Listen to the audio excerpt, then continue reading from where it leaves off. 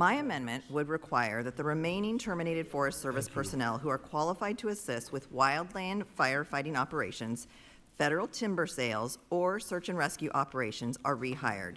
It also provides the agency with direct hire authority to expedite filling vacancies that are left as a result of the mass firings. These are the hardworking men and women who manage our forests, assist with wildfire response, support rural economies, and help communities maintain access to federal forest lands. They are civil servants, scientists, and forest management personnel who were fired, often with no justification at all and no plan to backfill their positions.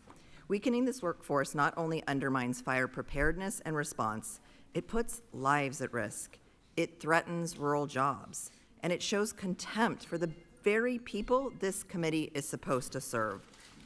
Let's not forget, our wildfire crisis is only getting worse.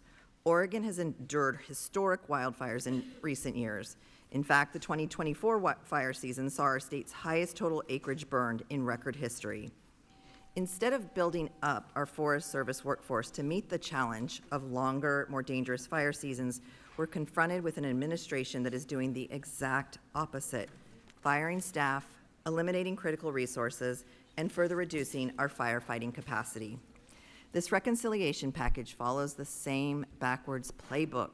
Rather than investing in agencies that provide critical services across our country upstream, it attacks working families and will leave countless Americans out to dry. This package would slash SNAP, our nation's most effective anti-hunger program, at a time when families are still struggling with sky-high food prices. Elsewhere in other committees, Republicans seek to cut Medicaid, jeopardize health care for millions.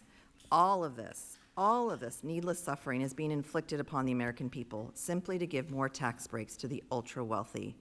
And I want to be abundantly clear, this reconciliation package is not about fiscal responsibility. It shows priorities, and those priorities are deeply out of step with the needs of Oregonians and everyday Americans. We should be investing in our communities, not firing public servants, not stripping families of nutrition and health care, certainly not handing out more tax giveaways to billionaires, and not putting our forest lands at risk of wildfires. I urge my colleagues to support this amendment and to reject the broader agenda that pits working families against the wealthy few.